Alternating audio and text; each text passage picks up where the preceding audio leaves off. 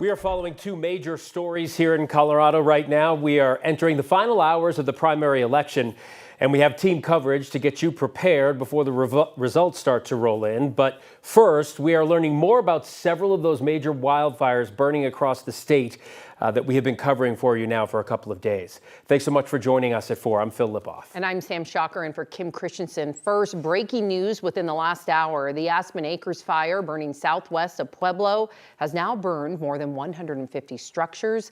At least 55 of those are homes.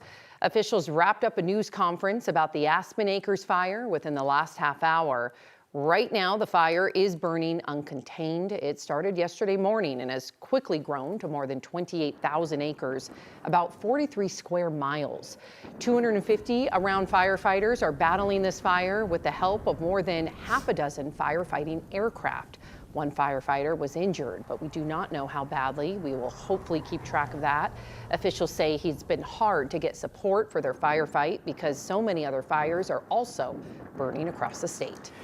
We are as well keeping a close eye on the Snyder fire burning on the western slope. At last check, that fire has grown to more than 30,000 acres or nearly 50 square miles. This is 13 miles west of Grand Junction on the Colorado-Utah state line. It is burning entirely uncontained right now. More than 130 firefighters are working around the clock to get some kind of containment on this fire.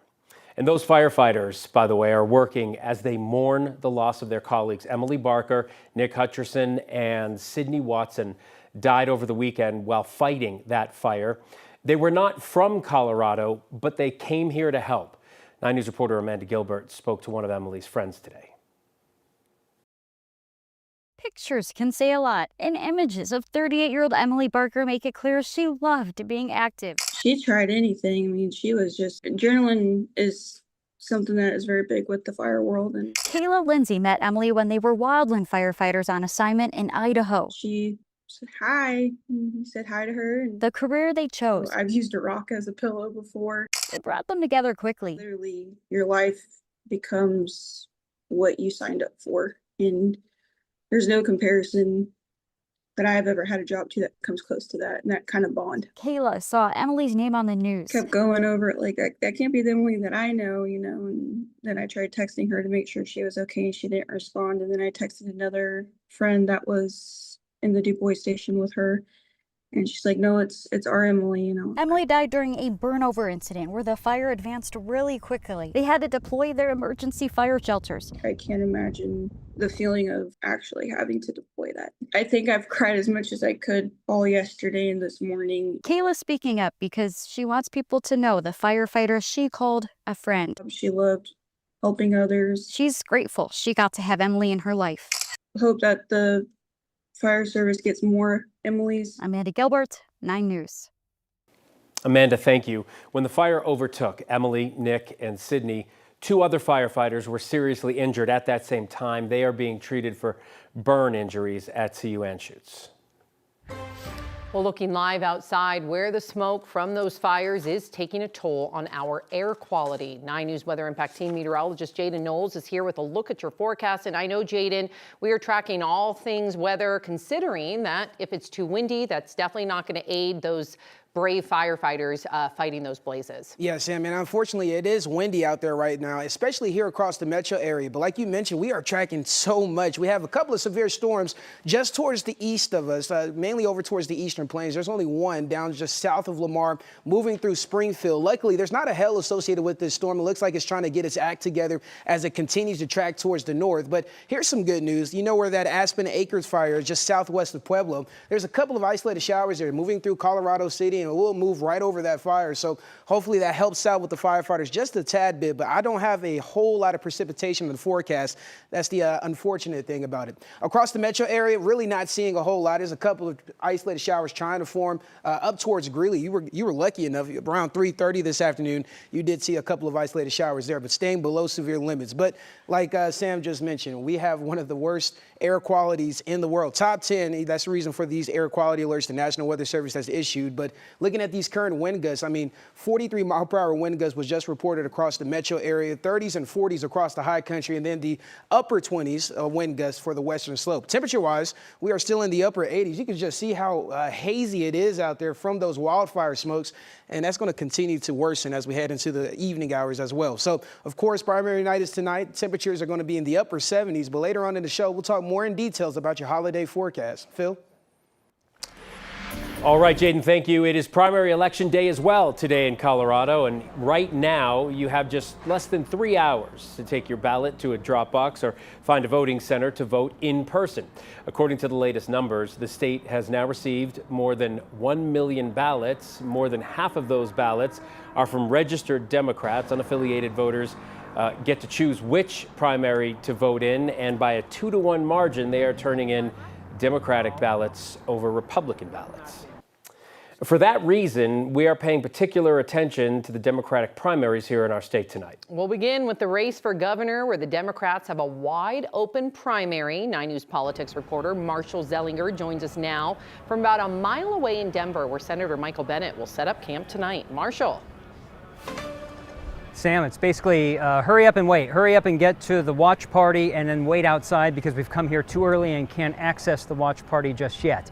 We know Michael Bennet will be here at Schoolyard Beer Garden, as well as probably a number of Senate hopefuls, because remember that Bennet has said that if he wins this race to be governor, and we assume that it's likely the winner of the Democratic primary will likely be governor, if he wins, he as governor will appoint his Senate replacement, so incentive for many people to come out and support Bennet here at the watch party. Bennet spent the day doing get out the vote events and phone banks in the Denver metro area. Yesterday he was on the western slope at the fire in Mesa County, though that could have been for his day job. Since he's a sitting U.S. Senator, it's hard to tell where his Senate work ends and his campaign for governor begins. At our debate earlier this month, he joked that only 2 people want him to remain in the Senate as he campaigns to be governor. I've done that, and even there aren't a lot of people that have served on the floor of the Senate who have decided to run for governor. And even my own mom and Phil, those are the 2 people that want me to stay in the Senate the most.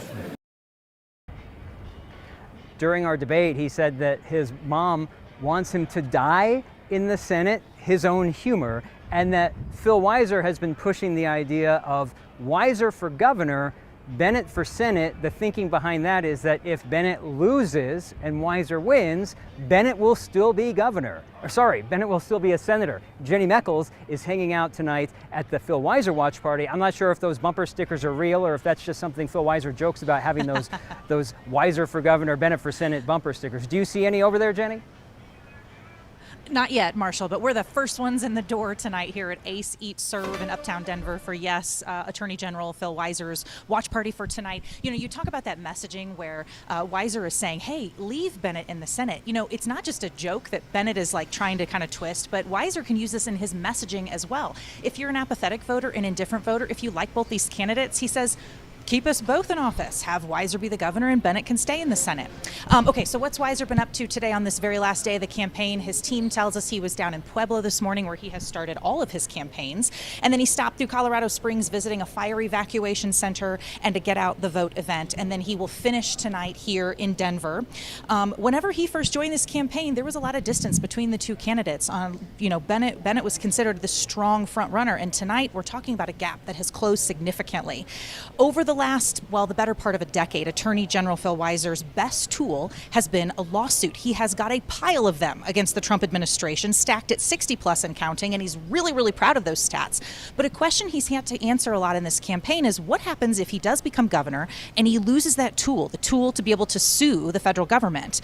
9 News asked him about that during our Democratic primary debate. Here's his answer. When I took on the opioid crisis, I did take on big pharma, companies like Purdue Pharma, Johnson & Johnson, and more, and I brought back $900 million to Colorado. But here's the important part, Kyle. What happened next? I didn't say my job is done. I worked with people like Raquel Garcia. Raquel is an advocate who leads in peer support. And I listened. I said to Raquel, how do we build more peer counseling to help people live in recovery? And across the state, we brought everybody together, a community of practice that didn't exist before I was Attorney General, a community of practice that now exists to address the crisis.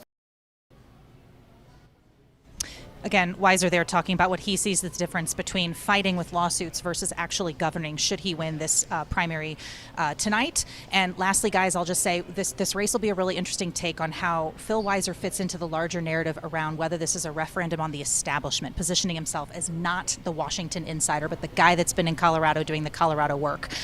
We still have several hours before polls close.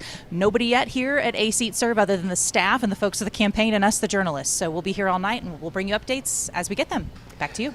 All right, Jenny, thank you. Marshall, you as well. On the Republican side, the candidates for governor are State Senator Barbara Kirkmeyer, State Representative Scott Bottoms, and Ministry Leader Victor Marks. The winner will face either Bennett or Weiser in the general election in November. We'll hear more about the Republican race coming up at 9 News at 5. And of course, the race for governor isn't the only thing on the ballot today. No, we are also tracking what happens in several other races across our state. Statewide, we are watching the Democratic primary for Attorney General, where Secretary of State Jenna Griswold will face Boulder DA Michael Dougherty, former federal prosecutor Hetal Doshi, and attorney David Seligman. The Democratic primary for CD8 will choose who will challenge Republican Congressman Gabe Evans in November. Former state rep Shannon Byrd and current state rep Manny Rutinel are both vying for that nomination. And in CD1, Maylot Quiros is challenging incumbent Representative Diana DeGette, Colorado's longest-serving member of Congress.